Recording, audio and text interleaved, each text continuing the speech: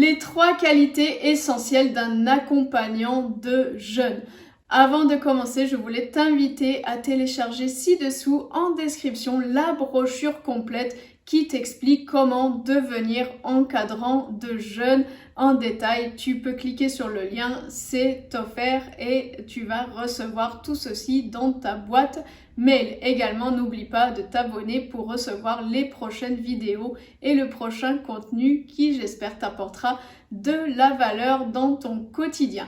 La première qualité d'un encadrant de jeunes, c'est la bienveillance. Ça paraît évident, mais l'envie d'aider l'autre, l'envie de pouvoir être là pour lui, d'avoir une vision positive des personnes que vous allez accueillir pour jeûner, c'est vraiment essentiel. Et cette bienveillance, on en a besoin quand on jeûne parce qu'on est plus vulnérable. Souvent, on a moins d'énergie, on est fatigué, il peut y avoir des crises émotionnelles, des crises d'élimination, la crise d'acidose. Et donc, avoir une personne bienveillante qui est vraiment là, qui a envie d'accueillir, qui a envie d'être là pour vous, qui va vous donner un petit plaid, qui va vous donner un petit coussin dans le dos si vous avez mal au dos. Tout ça, ça fait partie de la bienveillance qui va vous apporter un verre d'eau parce que vous avez du mal à vous lever. C'est ce qui va faire la différence quand on fait un jeûne et qu'on a une personne bienveillante qui est là pour nous. Deuxième qualité de l'encadrant de jeûne, elle paraît parfois évidente, mais la plupart des personnes ne l'ont pas lorsqu'elles commencent, c'est l'écoute. Les personnes qui jeûnent ne viennent pas pour être enseignées. Souvent quand on jeûne, on est fatigué, on arrive de son environnement parfois stressé, on a vraiment une baisse d'énergie, on est un peu parfois dans le brouillard le temps que les premières heures et les premiers jours. Donc on a envie de se reposer, on a envie de pouvoir déposer des choses qui sont peut-être lourdes parce que le jeûne est l'occasion aussi de pouvoir faire une introspection sur soi. Et donc, quand on a une personne qui écoute, c'est vraiment important. Souvent, les accompagnants de jeûne, les naturopathes vont vouloir enseigner à la personne comment il faut manger, comment se passe le jeûne, faire des ateliers, beaucoup d'activités, des randonnées qui vont être sportives, qui vont pousser la personne à aller dans ses retranchements et c'est tout le contraire qu'il faut faire. C'est l'écoute. Les personnes viennent pour être écoutées. Combien de fois lors des semaines d'accompagnement de jeunes, nous avons eu des personnes parfois d'un certain âge qui ont raconté des secrets de famille.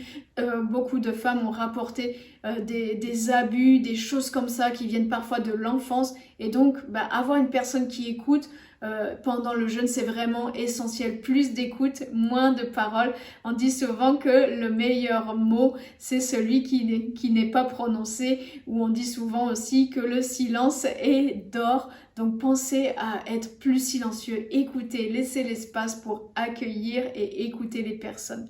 La troisième qualité d'un encadrant de jeunes, ça va être le leadership et la capacité à gérer un groupe, gérer les interactions, créer une ambiance sympathique, conviviale, bienveillante où les personnes vont pouvoir, malgré leurs différences, dans un séjour de jeûne, on rencontre tellement de personnes différentes et c'est ça qui est magnifique.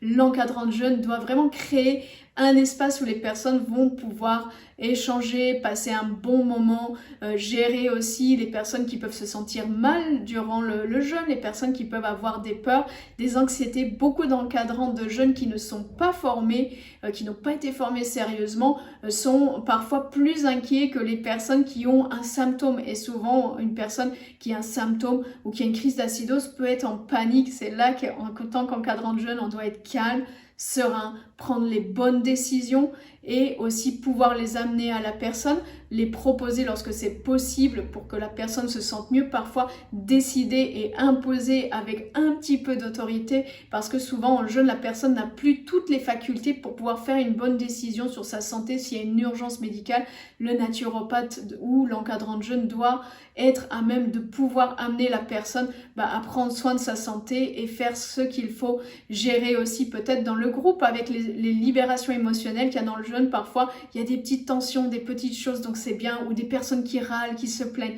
Donc vraiment la capacité de l'idée de manager un groupe, d'arriver à créer une ambiance positive et d'encouragement, c'est vraiment la dernière qualité et je pense que ça c'est quelque chose qui se travaille mais tous les jours de notre vie au quotidien, mais aussi lors de l'accompagnement des séjours de jeûne. Si toi aussi tu as envie d'accompagner des séjours de jeûne, que tu sois naturopathe, que tu sois thérapeute, que tu sois autodidacte, que tu sois une personne qui a des gîtes, qui a un endroit qu'elle aimerait faire vivre et accueillir des retraites de jeûne, que tu as envie de te former pour pouvoir accueillir des personnes et accueillir des séjours de jeûne, alors je t'invite à aller en description pour pouvoir avoir plus d'informations et télécharger la brochure pour savoir comment faire pour devenir encadrant de jeûne. Je te souhaite une belle journée.